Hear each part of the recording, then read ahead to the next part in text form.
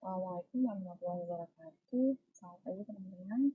Alhamdulillah, puji syukur kepada Allah Subhanahu wa Ta'ala. Pada pagi hari ini kita masih bisa eh, diberikan kesempatan, gitu ya, sempat sehat, kesempatan diberikan kenikmatan sempat sehat sehingga kita bisa bertemu kembali untuk mengikuti perkuliahan di mata kuliah keperawatan dasar.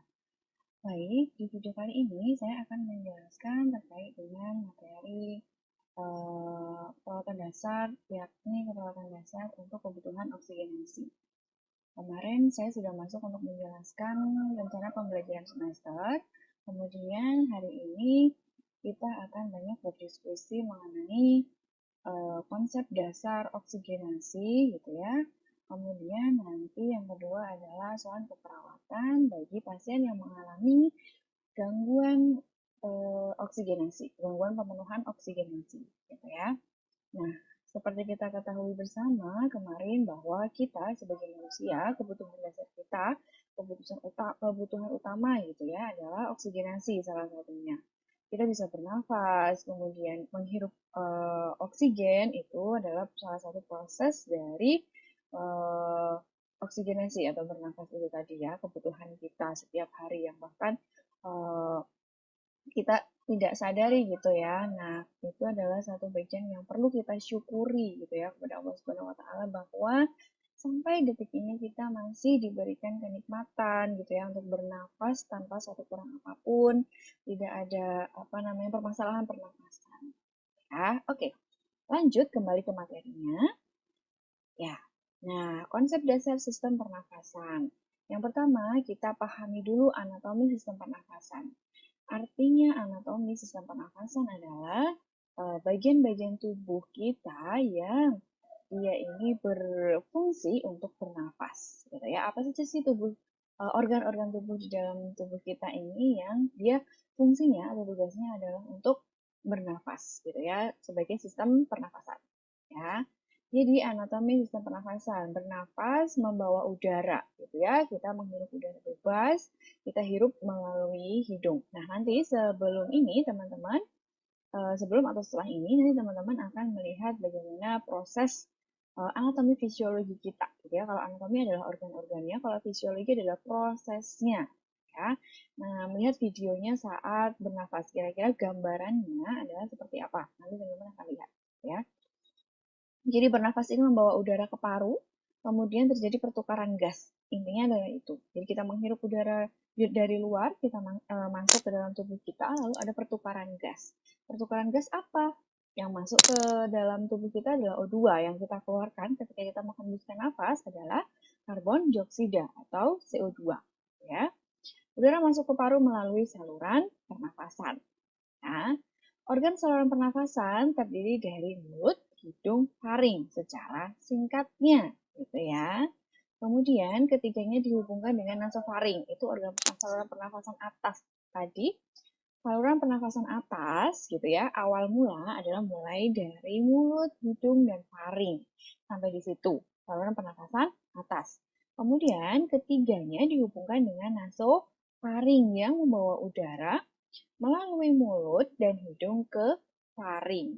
Ya, jadi nanti di sini itu ada faring. Nah, jadi mulut, hidung, kemudian ada nasofaring, kemudian faring. Ya, jadi kita coba deh teman-teman menarik nafas gitu ya, mengambil nafas gitu, merasakan. Nah, itu kan dari hidung, kemudian jalan ke nasofaring, kemudian masuklah ke faring, ya. Nah, organ saluran nafas bawah, nah ketika sudah masuk ke sini yang selanjutnya adalah trakea, kemudian lobus bronkus, kemudian segmen bronkus, dan organ paru. Ya, organ paru di dalam di dada gitu ya, ada dua paru-paru, paru-paru yang kanan dan kiri. Paru-paru yang kanan, nanti teman-teman kan juga belajar anatomi gitu ya. Kalau ini berarti tinggal mereview tentang anatomi pernafasan. Berarti kaitannya dengan paru-paru. Paru-paru ada dua, lobus kanan dan lobus kiri. Lobus artinya sebelah kanan dan sebelah kiri. Lobus kanan ada tiga, kemudian dibagi menjadi tiga bagian, lobus kiri menjadi dua. Kenapa? Karena di kiri ada jantung. Ya. Kemudian, oh ya tadi terkait dengan faring, gitu ya. Faring, maka teman-teman juga mungkin pada saat SMA pasti saya yakin gitu ya, kalau yang di IPA mempelajari tentang biologi, tentang pernafasan ini. Kemudian jangan tertukar dengan laring, gitu ya. Biasanya faring dan laring. Kalau laring dia masuknya lebih ke saluran pencernaan, gitu ya. Makanya kenapa biasanya orang tersedak pada saat makan. Jadi antara faring dan laringnya membuka secara bersamaan antara yang untuk bernafas dengan yang untuk pencernaan terbuka, gitu ya, jadinya tersedak. Gitu ya. Lanjut lagi, kembali lagi ke sini ya. Kemudian tadi sampai bronkus ya, ada trakea, cabang, kemudian bronkus sudah masuk ke daerah paru-paru gitu ya. Nah, setelah bronkus masuk ke lebih yang kecil lagi, yaitu bronkiolus. Gitu ya. Dia menghubungkan jalan nafas dengan parenkim paru. Nah, kemudian pertukaran gas belum berakhir sampai di situ. Kan intinya adalah pertukaran gas tadi. Nah, pertukaran gas ini terjadinya di alveoli, bentuknya seperti anggur. Ya. Struktur epitel berdinding tipis dihubungkan dengan kapiler pembuluh darah. Ya, oksigen masuk ke alveoli menembus epitel, jaringan epitel. Masuk ke darah menuju ke jantung. Dari jantung dialirkan ke jaringan tubuh, ke semua tubuh kita, ke sel-sel tubuh kita. Gitu ya. Jadi ketika kita bernafas tidak hanya berhenti sampai di paru-paru, tapi diedarkan ke semua sel-sel di dalam tubuh kita. Ya. Nah, inilah kira-kira gambaran anatomi sistem pernafasan. Ya, mulai dari oral atau mulut gitu ya, atau bisa nasal. Nasal adalah hidung. Kemudian faring tadi ya. Faring adalah di sini ya. Nah, laring di sini gitu ya. Kalau pernafasan kan di sini. Nah, kalau laring di sini ini untuk pencernaan ya. Dia punya refleks tersendiri, membuka dan menutup. Kapan dia makan, kapan dia bernafas gitu ya. Makanya membuka mulutnya itu refleks. Subhanallah sekali kan Allah menciptakan begitu sempurnanya begitu ya kerjanya gitu. Mereka sudah bekerja sendiri. Makanya itu patut kita syukuri. Kemudian ini yang tadi bronkus gitu ya. Ini bronkus jadi cabangnya. Trakeanya tuh di sini. Tenggorokan tapi yang dalam gitu ya bentuknya sama dengan sini. Yang dalam, kemudian ini adalah bronkus. Nah, ini parunya kan tiga segmen tadi. Bagus atas, ini, nah kemudian yang kiri ada dua karena left lung kiri ya ada dua karena nanti ada jantung. Gitu. Nah ini adalah diafragma. Diafragma adalah salah satu yang di sini gitu ya. Dia yang menggerakkan pernafasannya. Jadi kalau paru-paru itu organnya, tapi yang menggerakkan pernafasannya adalah diafragma ini. Gitu ya. Kemudian pleura gitu, parietal ini di sini isinya ada cairan gitu ya. Cairan. Tapi cairannya tidak banyak. Kalau cairannya banyak namanya efusi pleura itu juga mengganggu gitu ya. Lanjut. Nah, fungsi sistem pernafasan kalau kita sudah memahami tentang anatomi, fisiologinya tadi sudah secara tidak langsung gitu ya. Maka kita berlanjut ke fungsi sistem pernafasan ya. Bernafas gitu ya, artinya adalah pergerakan udara dari atmosfer ada di luar gitu, ke sel tubuh. Ya, ke sel tubuh, ke sel-sel kecil kita semua, tubuh, dalam tubuh kita. Dan mengeluarkan CO2 dari sel tubuh ke luar tubuh. Jadi prosesnya, udah bayangkan saja ketika kita menarik nafas, kemudian menghembuskan nafas, nah proses secepat itu di dalam tubuh kita itu bereaksi semua, gitu ya. Jadi langsung diproses pernafasannya, langsung masuk ke dalam trakea, bronkus, bronchiolus, alveolus, terjadi pertukaran, lalu diantarkan ke jantung, dari jantung diantarkan ke seluruh tubuh, lalu kembali lagi, akhirnya kita bisa mengeluarkan yang dikeluarkan CO2. Begitu cepatnya proses itu, luar biasa kan? Kemudian proses pernafasan itu intinya mencakup apa itu ventilasi, difusi, transfusi, dan perfusi. Nah, kita bahas satu persatu. Ventilasi. Ventilasi maksudnya adalah proses masuk dan keluarnya udara di paru sehingga pertukaran gas terjadi. Ventilasi kayak ventilasi jendela kan ada pertukaran ya udara masuk dan keluar sama dengan pernafasan kita. Ventilasi adalah proses masuk dan keluarnya udara O2 menjadi CO2 ya. Ventilasi mencakup kegiatan bernafas atau inspirasi dan ekspirasi. Inspirasi artinya menarik nafas, ekspirasi artinya menghembuskan nafas. Oke. Kemudian, selama inspirasi, diafragma tadi yang di bawah di sini ya, otot diafragma dan otot interkostal eksternal ya berkontraksi, bergerak yang membuat mengembang dan mengempis gitu ya. Ketika dari kita mengembang artinya itu inspirasi, udara masuk, O2 masuk gitu ya. Tapi ekspirasi adalah mengempis, itu udara keluar, CO2 keluar ya. Sehingga memperbesar volume torak. Torak adalah dada ya. Dan menurunkan tekanan intratorak dalam torak ya. Jadi bahasa dada adalah torak ya anatominya. Kemudian pelebaran dinding dada mendorong paru ekspansi, menyebabkan tekanan jalan nafas turun di bawah tekanan atmosfer, lalu udara masuk ke paru-paru. Ya.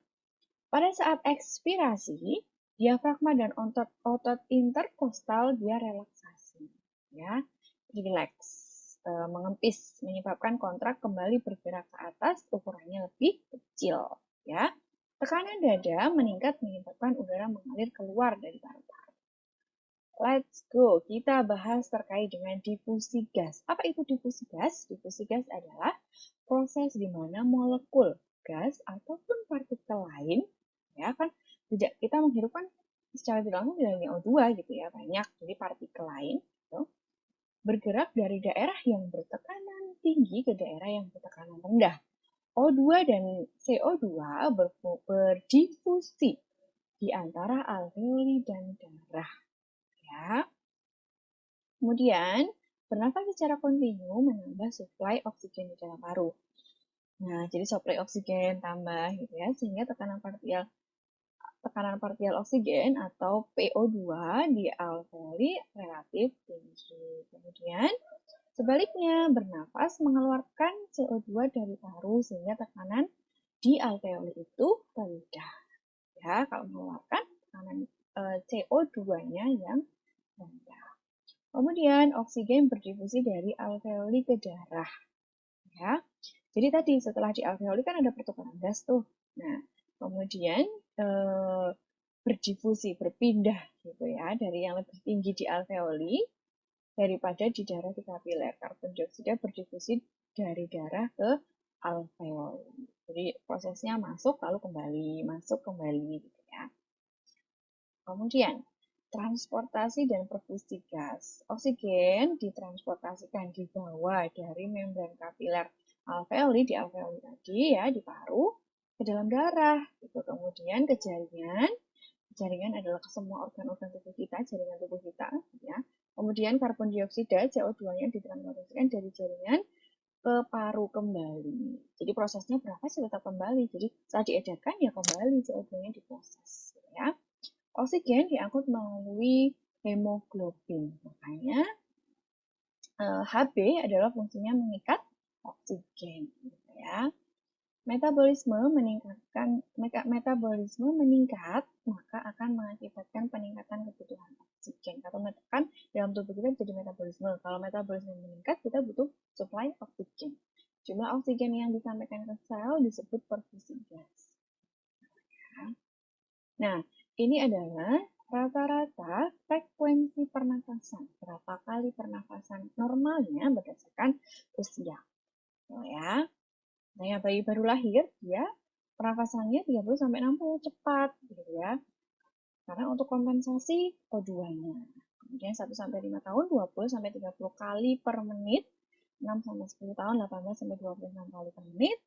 10 tahun sampai dewasa, 12-20 menit. Ya, kemudian kalau di sini dia mengatakan sampai 24 itu masih normal. Jadi tergantung pada apa namanya sumbernya, mengambil dari mana. Ya, masih 24 masih normal. Dewasa tua ketika lansia 60 tahun ke atas 19-20. Ya. Jadi tadi yang itu tadi ada sumber yang mengatakan ketika di sini ketika dewasa gitu ya 24 itu masih 24 kali per menit. Ya, jadi besok ketika melakukan pemeriksaan fisik pada pasien melakukan pemeriksaan fisik untuk menghitung frekuensi nafas harus dalam 1 menit full. Ya, teman-teman menghitung 60 detik. Pernafasannya berapa? dihitung pada saat menarik nafas 1, 2. Jadi jangan per 15 detik kalau dikalikan 4 karena biar 1 menit gitu ya, tidak bisa karena bisa jadi mungkin pada detik ke 50 gitu nafasnya tiba-tiba cepat ya. Untuk yang mengalami gangguan pernafasan berbahaya ketika menghitungnya hanya 15 detik kemudian dikalikan 4, harus dalam 60 detik full menghitung frekuensi pernafasan. Oke, kita berlanjut ke jenis pernafasan. Ya, ada pernafasan apnoe. Pernafasan apnoe adalah pernafasan yang normal, tenang, teratur, ya, tidak ada gangguan pernafasan. Lalu pernafasan Kussmaul adalah pernafasan yang dia kadang-kadang cepat, tapi kadang-kadang lambat, frekuensinya tidak teratur. Nafasnya cepat kadang, tapi lambat, gitu ya. Kemudian pernafasan Sinistops, dia kadang-kadang apnoe. Apnoe adalah henti nafas. Kadang berhenti, tapi kadang nanti bisa bernafas lagi. Ya, tapi pernafasannya di bawah 20 kali per menit. Ya. Kalau biot, dia tidak teratur iramanya, kadang diikuti apnoe, hampir mirip juga. Tapi kalau sinistop, dia juga pasti di bawah 20 kali per menit. Nah, kalau tadi kan jenis pernafasan, nanti teman-teman belajar juga tentang apa itu bunyi nafas, gitu ya, bunyi nafas normal, vesikuler, gitu ya. Nanti ada juga bunyi nafas mengi, mengi itu biasanya pada pasien asma, biasanya pada saat tarik nafas itu ngik, ya mengi, gitu, karena saluran nafasnya itu menyempit, gitu ya, karena ada suatu alergen. Atau ada yang punya wheezing, gitu ya, wheezing adalah yang ada sumbatan karena sekretnya, sputumnya, dahaknya, ya pada pasien bronkitis biasanya. Jadi suaranya nafasnya grok, grok, grok. Nah, itu adalah suara nafas. Bedakan antara jenis pernafasan dan suara nafas. Banyak sekali di YouTube teman-teman bisa mendengarkan suara nafas mengi seperti apa, wheezing seperti apa, vesikuler seperti apa, ya. Nah, di sini ternyata ada banyak sekali faktor yang mempengaruhi pernafasan kita. Yang pertama, posisi tubuh, gitu ya. Posisi tubuh kita, apakah posisi tubuh kita tegak anatomis atau biasanya kan kita ada yang gangguan tulang, gitu ya, skoliosis, lordosis, itu juga mempengaruhi, gitu ya, mempengaruhi apa namanya pernafasan kita. Kemudian lingkungan, bagaimana ketinggian tempat, gitu ya, orang-orang yang tinggal di daerah pegunungan itu akan berbeda dengan kita yang tinggal di daerah dataran rendah. Kemudian polusi udara, misalnya kita sudah tahu ya, misalnya di Jakarta polusi udaranya kan sangat berpolusi gitu ya, berbeda. Nah, itu juga akan mempengaruhi pernafasan seseorang. Kemudian alergen, misalnya ada debu, kemudian tungau kuman-kuman gitu ya, itu kemudian atau alergen yang lainnya, serbuk kayu misalnya, itu juga akan mempengaruhi. Ada yang dia sensitif terhadap alergi itu. Kemudian suhu, ya suhu kalau ini berhubungan dengan ketinggian tempat, misalnya dingin sekali atau panas sekali, itu akan. Kemudian gaya hidup dan kebiasaan, merokok jelas ya. Sebenarnya merokok itu sudah kita ketahui bersama banyak sekali apa namanya disadvantage, apa namanya ya, bahayanya, gitu ya, bahayanya. Kemudian obat-obatan dan alkohol mempengaruhi juga. Kemudian nutrisi ternyata mempengaruhi juga ya. Dan aktivitas, banyaknya aktivitas atau tidak itu juga akan mempengaruhi. Kemudian emosi mempengaruhi juga. Jadi pada saat kita emosinya tinggi, jadinya butuh suplai oksigen yang banyak. Kalau marah-marah, akhirnya lelah. Ya. Nah, kita masuk ke asuhan keperawatan. Jadi, teman-teman nanti sebagai seorang perawat nanti akan erat kaitannya dengan memberikan asuhan keperawatan, memberikan nursing care, memberikan tindakan keperawatan. Ya, tindakan keperawatan ada 5. Ya, pertama adalah pengkajian. Nah, ini nanti gitu ya, sebelum masuk ke situ, teman-teman akan beriringan dengan materi konsep dasar keperawatan. Nah, jadi secara tidak langsung nanti juga diterapkan di keperawatan dasar manusia. Jadi di keperawatan dasar manusia di keperawatan dasar ini tidak hanya teorinya saja, tapi nanti diaplikasikan. Setelah mendapatkan teori tadi tentang sistem pernafasan, diterapkan asuhan keperawatannya bagaimana. Ya, nah di dalam asuhan keperawatan akan ada 5. Yang pertama pengkajian. Pengkajian adalah teman-teman mencari data selengkap mungkin dari pasien, gitu ya. Datanya itu apa saja? Nah, nanti teman-teman akan belajar di PDK.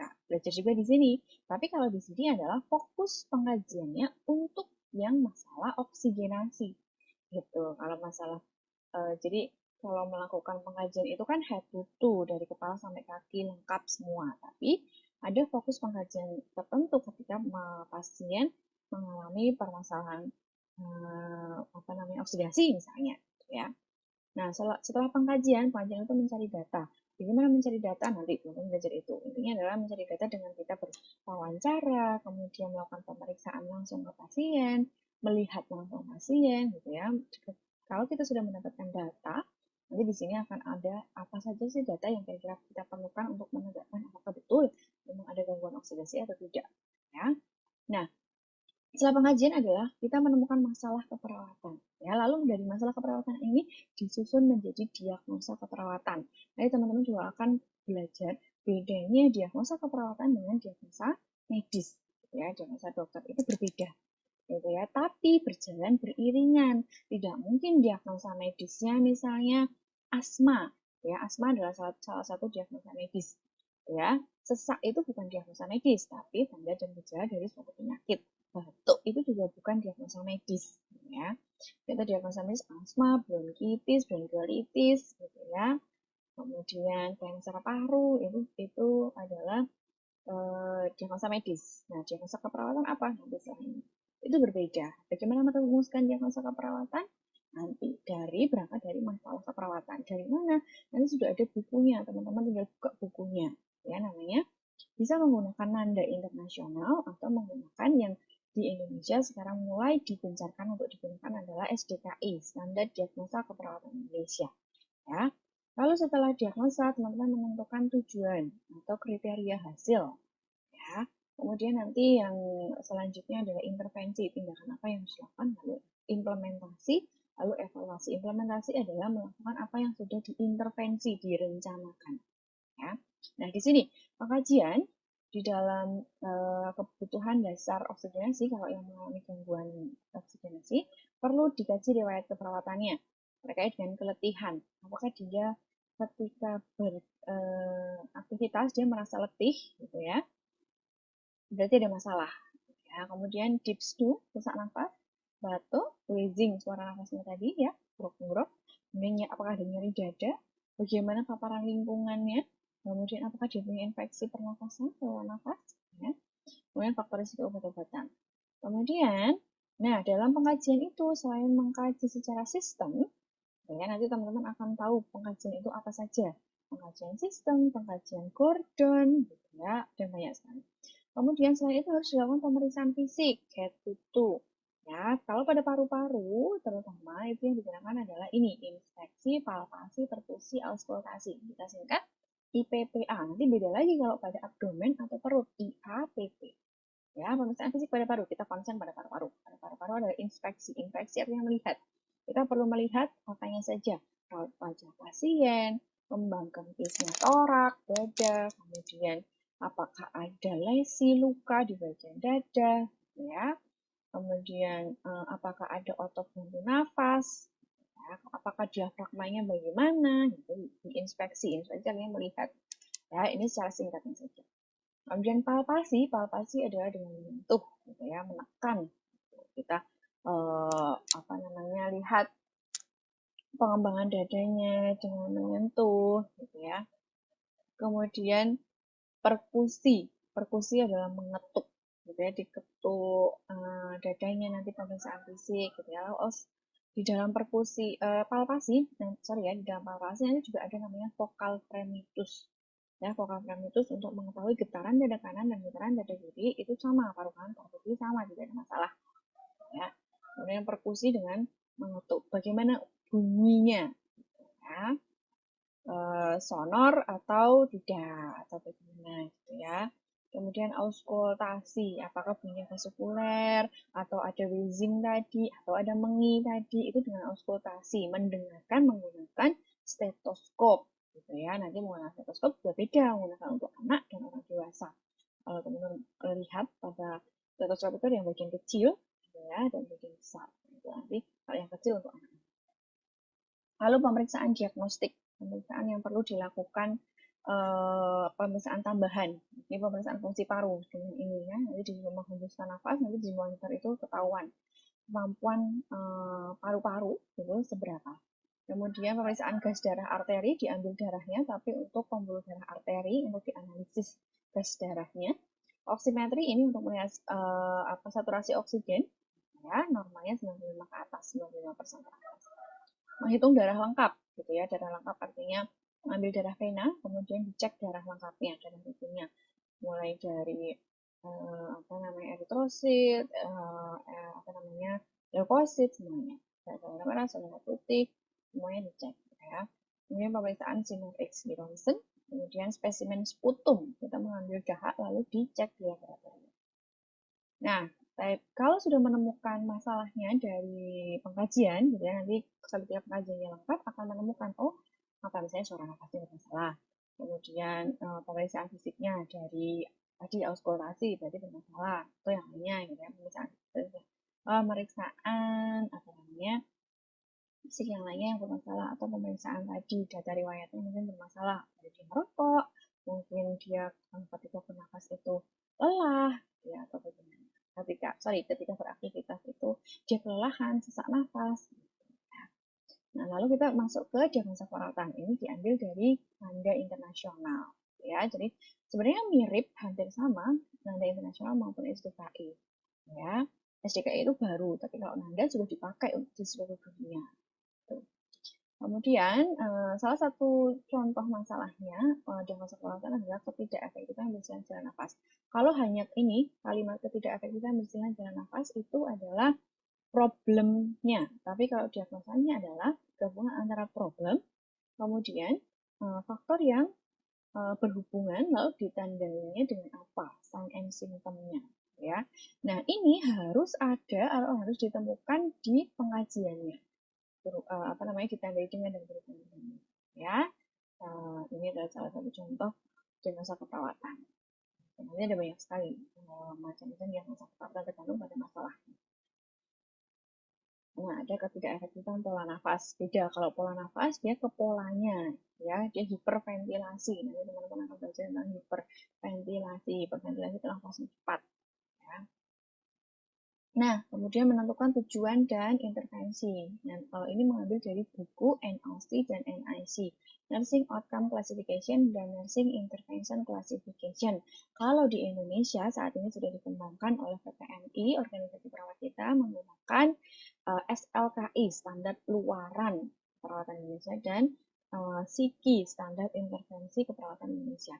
Mirip juga, sama juga, secara tidak langsung mengambil dari buku NLC yang sudah dipakai secara internasional. Ya.